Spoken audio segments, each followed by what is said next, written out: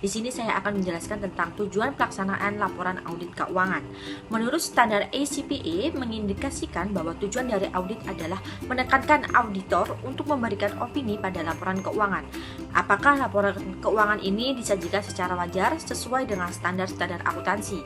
Pada perusahaan besar biasanya auditor tidak hanya memeriksa laporan keuangan saja, melainkan juga memeriksa pengendalian internal perusahaan sesuai dengan undang-undang yang berlaku.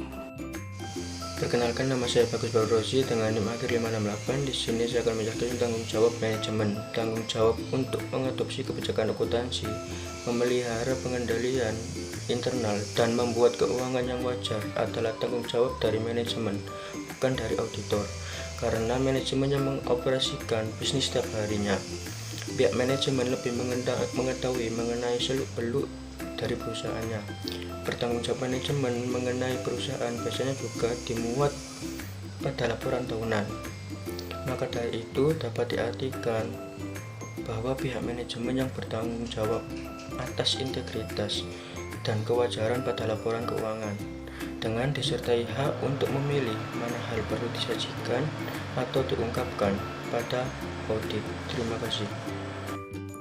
Baik, sebelumnya terima kasih atas kesempatannya. Saya Aprilia Skarkinasi dengan NIM 2019310615 akan melanjutkan presentasi rekan saya. Di sini saya akan menjelaskan tentang apa itu tanggung jawab auditor. AICPA menerangkan dan menyatakan bahwa keseluruhan tujuan auditor dalam melaksanakan audit pada laporan keuangan adalah memperoleh keyakinan mengenai seluruh laporan keuangan terbebas dari salah saji baik yang disebabkan oleh kecurangan atau error, sehingga mempengaruhi pernyataan auditor apakah laporan yang disajikan secara wajar dalam hal material maupun yang sesuai dengan standar laporan keuangan yang ada, dan melaporkan temuan-temuan audit pada laporan keuangan dan mengkomunikasikannya secara standar audit. Terima kasih, dan selanjutnya akan dilanjutkan oleh rekan saya. Baik, selanjutnya adalah professional skepticism. Seorang audit harus mempunyai sifat skeptisme profesional. Hal ini diperlukan seorang audit guna untuk memberikan keyakinan memadai untuk mendeteksi kesalahan material dan kecurangan dalam laporan keuangan. Sikap skeptisme profesional seorang audit terdiri dari sifat pemikiran yang mempertanyakan dan penilaian kritis terhadap bukti audit. Meskipun konsep skeptisme profesional telah menjadi elemen dasar standar audit selama bertahun-tahun, konsep ini sulit untuk diterapkan dalam praktiknya. Auditor perlu bekerja untuk mengatasi bias penilaian, dan mereka perlu terus diingatkan tentang pentingnya mempertahankan skeptisme profesional yang tepat dan mengakui bahwa risiko salah saji material ada di semua audit. Menurut penelitian yang ada, karakteristik sifat skeptisme dapat dijabarkan menjadi 6, yaitu pola pikir yang mempertanyakan penanggung jawab penilaian, mencari pengetahuan, pemahaman interpersonal, otonomi, dan harga diri. Sekian, terima kasih.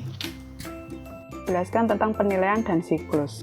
Penilaian profesional untuk membantu auditor mempertahankan tingkat skeptisisme profesional yang tepat ketika pertimbangan profesional dibuat selama audit. Profesi telah mengembangkan kerangka penilaian profesional yang menggambarkan proses pengambilan keputusan yang efektif dan yang memandu pemikiran auditor. Yang pertama, A. Elemen dari proses penghakiman. B. Identifikasi dan definisikan masalah. C. Mengumpulkan fakta dan informasi dan identifikasi literatur yang relevan. D. Melakukan analisis dan mengidentifikasi alternatif potensial. E. Membuat keputusan. F. Meninjau dan melengkapi dokumentasi dan alasan untuk kesimpulan. G. Kemungkinan penghakiman potensial jebakan dan bias. Selanjutnya yaitu siklus laporan keuangan. Siklus laporan keuangan dibagi menjadi 3, yaitu siklus penjualan dana penagihan, siklus akuisisi modal dan pembayaran, siklus persediaan dan pergudangan. Terima kasih atas kesempatannya. Materi selanjutnya yaitu menetapkan tujuan audit. Para auditor melaksanakan audit atas laporan keuangan menggunakan pendekatan siklus, yaitu melakukan pengujian audit terkait atas transaksi-transaksi yang menghasilkan saldo akhir dan juga melaksanakan pengujian audit atas saldo akun serta pengungkapan yang terkait. Terdapat 3 kategori dalam tujuan audit. Yang pertama, beberapa tujuan audit yang harus dipenuhi sebelum auditor dapat menyimpulkan bahwa transaksi-transaksi tersebut telah dicatat dengan tepat. Ini disebut dengan tujuan audit yang berkaitan dengan transaksi.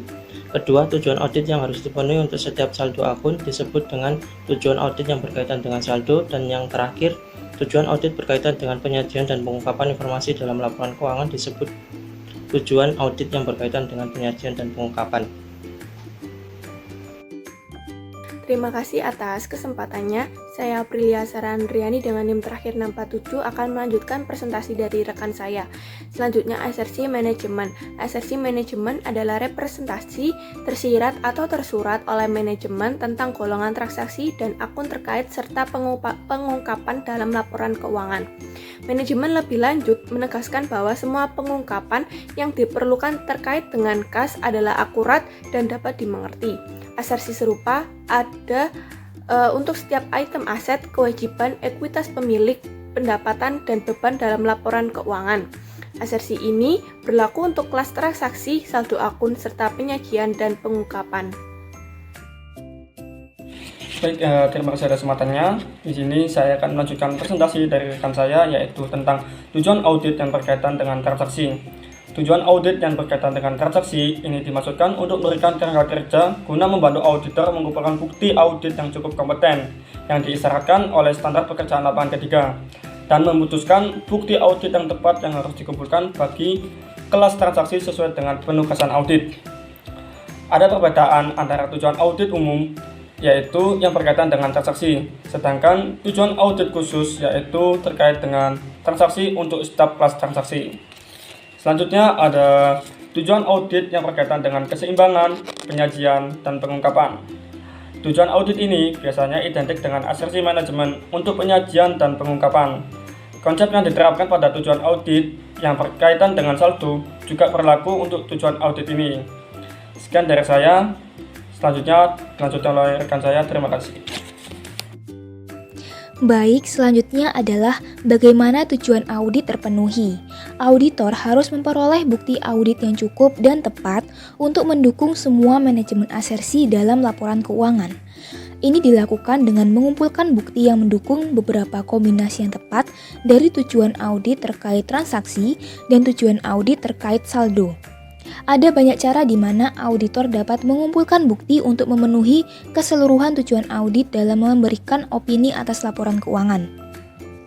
Dua pertimbangan utama mempengaruhi pendekatan yang dipilih auditor adalah: yang pertama, bukti yang cukup dan tepat harus dikumpulkan untuk memenuhi tanggung jawab profesional auditor. Yang kedua, biaya pengumpulan bukti harus diminimalkan. Kedua pertimbangan ini diperlukan untuk merencanakan audit dan menghasilkan pendekatan audit yang efektif dengan biaya audit yang wajar. Baik, sekian presentasi dari kelompok kami. Terima kasih.